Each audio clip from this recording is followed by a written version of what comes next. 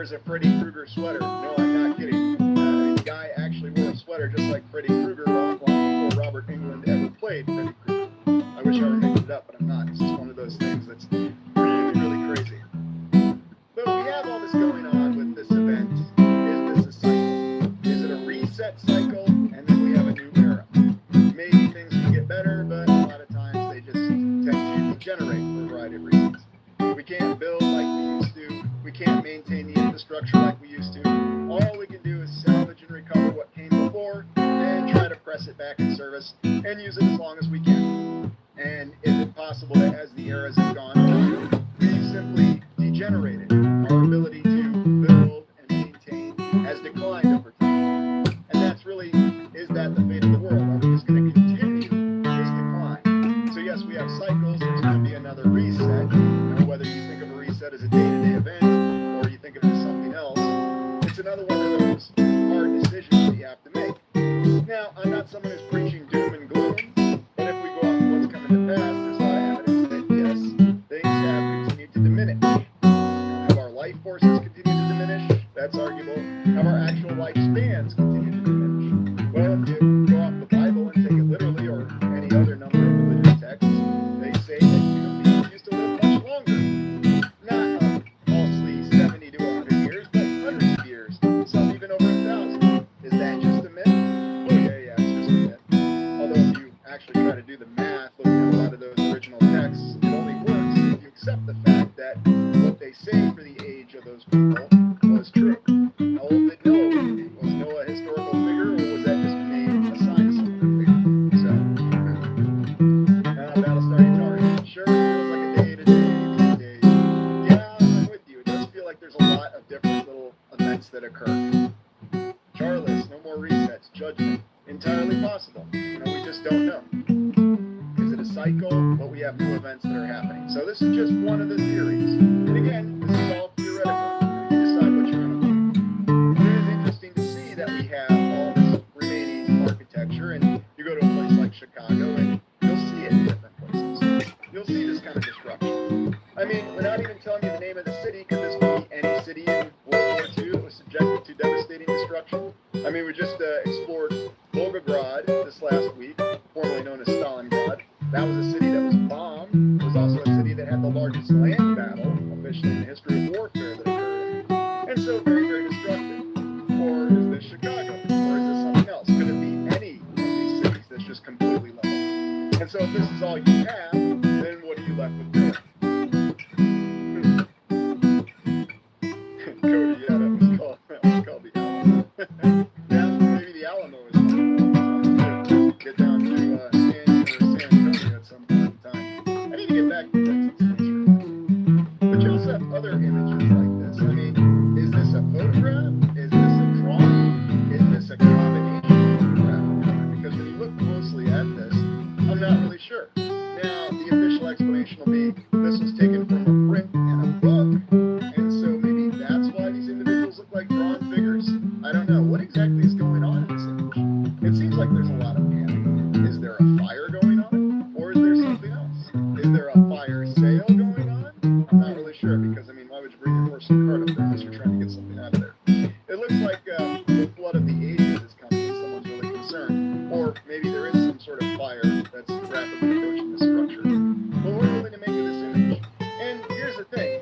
Without assigning context, in other words, a meaning, or the 5 W's, it becomes a lot more interesting. Because if you don't know what happened with this image, and you're just seeing it for the first time, would it not be possible that anybody, I'm not saying I would ever do this, but anybody could come up with a 5W explanation? So, who is this? These are Americans. What is this? They are abandoning the city because they were told a massive fire was coming. When did this happen? 1871. Now, what if somebody else said, these aren't Americans, these are British, and this is a facility in Liverpool, and they're abandoning this facility in 1892 because they were told that there was going to be a big riot and civil disobedience was going to occur, or something along those lines. The point I'm getting at is anybody can really say anything, and if you don't know the context, you didn't actually witness the event, then an image can become associated with anything.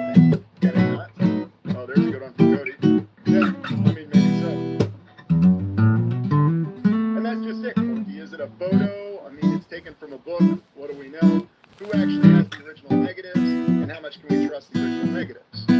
All interesting questions. How much of Chicago actually went up in quote-unquote smoke in that fire? And what was that great fire really about? Why do we have great fires up in Peshtigo in Wisconsin, essentially on the same line of longitude? We're just at a different latitude. We went north a little bit. Peshtigo, around where Green Bay is. Ah, that's why the Packers always spend the independent football team, right? Sorry to throw in one football joke. But we never, this is supposedly an image that shows you the fire destruction that occurred in Chicago, the Great Fire. And, it doesn't look like it was that much in the city. Sure, the downtown, like how well laid out Chicago already was in 1871. Very, very impressive. Lots of build out in just a very short amount of time. I'll tell you what, those people in the 1800s, they could accomplish anything. Especially people who came to America. I mean, why isn't Europe Ecumenopolis? Why isn't Europe completely covered with a city if they could build things this fast? And not to mention, if the population would grow this fast. Remember, the official population of the United States increased by over 1,000%. Actually, it was a lot more than that from 1800 to 1900. In some cities, we've got tens of thousands of percentage of population growth. No, it doesn't make sense. You can't really justify it. What actually happened in Chicago? Well, look, this isn't actually a photo. This is just a painting. So, dramatic license. Yes, it looks like most of the city's going up in smoke. And of course, we're well aware of the tales that we have of the cow kicking over the lamb or whatever we had. And then we've even got some other accounts that say meteors. If you ride that, oh, there's a good one from JD. Yeah, the 451 Fireman. Fahrenheit 451. Great book. I strongly suggest reading it if you haven't. So, yeah, Robert with a good call out there. Yeah, the city grids never really made a lot of sense. Washington is one that keeps me up at night until to this day. So, anyway, but what actually happened? Were these all events that occurred at the same time? What exactly is this over here? Very interesting. I guess it's a circular field near Chicago. It's not a missile system, obviously. Oh, look at that. Oh no, the roundhouse is going up in smoke, or maybe it's going to survive. Yeah, we clearly have the roundhouse right there. Right next to the river. I guess it makes perfect sense. Where's Jackson Park? I'm not really sure. But it's just another one of those paintings that causes you to question things. And there's all sorts of dramatic paintings of Chicago and many of the other cities. What actually happened? Were they different events that happened at different times? Or were they showing the exact same event? And whether we're in Ashton, Boston. Yeah, I'll admit, I watched that movie The Departed recently, so it's still on my mind. What are you going to do about it? Oh, there you go, Cody. Someone smoked a cigarette wrong. My favorite is, I think it was Thomas and Hall in Indianapolis, where we had this pigeon that dropped the cigarette butt, and that's what sent Thomas and Hall up in smoke. Yeah, pigeon dropping a cigarette butt. Makes perfect sense, doesn't it? Yeah, Daryl, Poor White City. I remember when they were going to do a television adaptation of Devil in the White City, but for some reason that didn't come to fruition. I can't imagine why. Thanks for making that comment. I forgot about that. Anyways. What if employers offered covering didn't have to be health insurance? Group health plans often come with a rising medical costs. Now, a new form of employer coverage called an ICRA. But, it's not just there. What about London? Well, the fire in London occurred in 1666, right? Did it? Maybe. And how much of London went up in smoke? And of course, we can trace the development of St. Paul. Hey, check out the bridge. Wow, castles on the bridge, lots of arches. How the heck did they get that up in 1666? I know it was in Europe. They had a lot of time. There were a lot of artisans and craftsmen.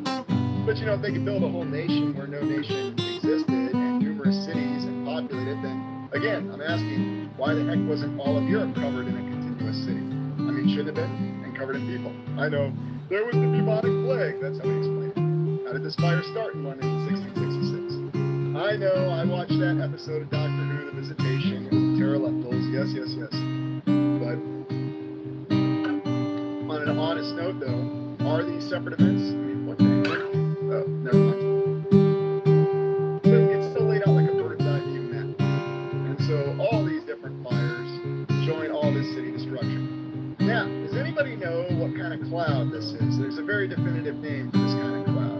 And I'm always about highlighting this because this sort of cloud is, well, let's just say it's made an appearance a couple times over the past couple of years.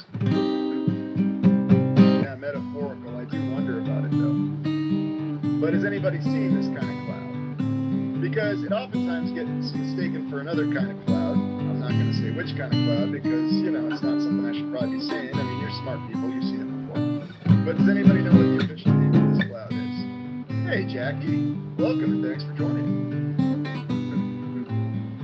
Oh, it's definitely a fire, but there's a funky name for it. All right, you're close,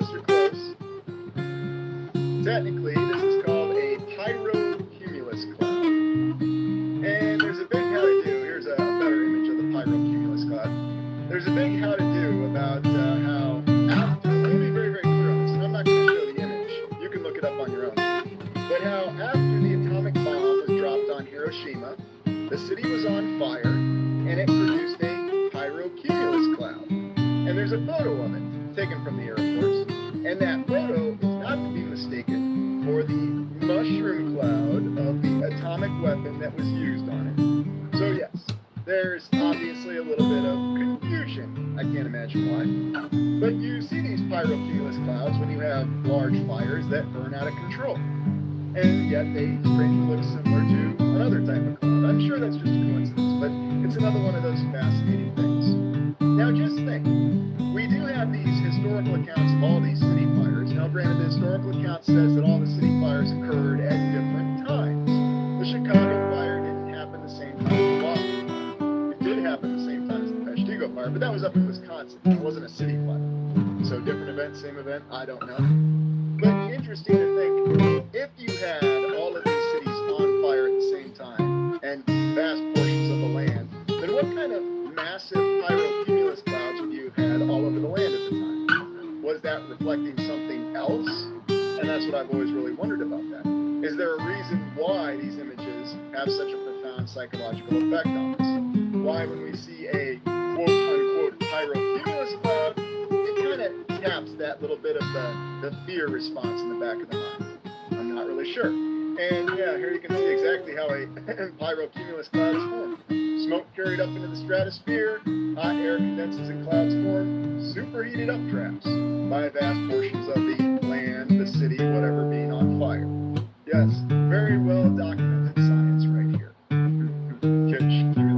There's all kinds of interesting cloud effects, aren't there? Yeah, Michael says that very well. Primal fear. And it does really affect people. And if you want to see how fear can affect people, just go back and look at the fallout, you'll excuse the pun, to the British nuclear war the British nuclear war documentary film called Threads. And it's actually called Threads Fallout. You can watch it on YouTube. And pay attention to what the old Vice Air Marshal says. It's very, very interesting. I've alluded to it a couple times. It's obviously okay to talk about because it was a full documentary, so I can't imagine anybody being in trouble for it. But it's really interesting seeing how people were affected by the fear of what was shown in that movie. And then here's just another little bit of a diagram. A lot of these diagrams are very, very helpful, aren't they?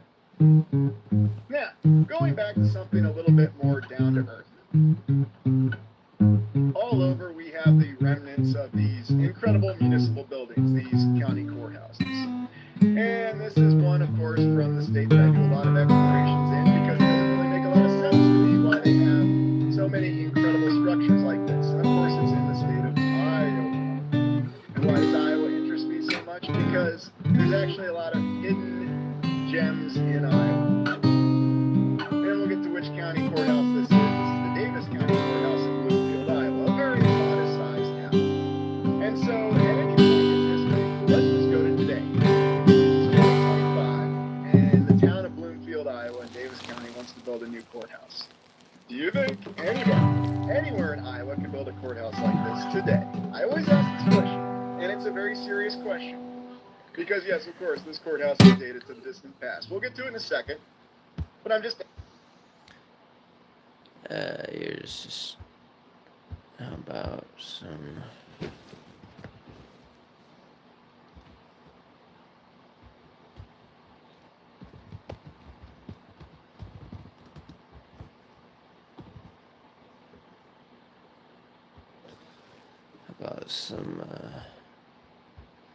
about some Nova.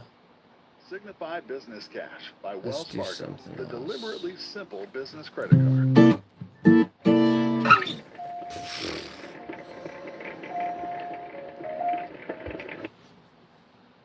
try it.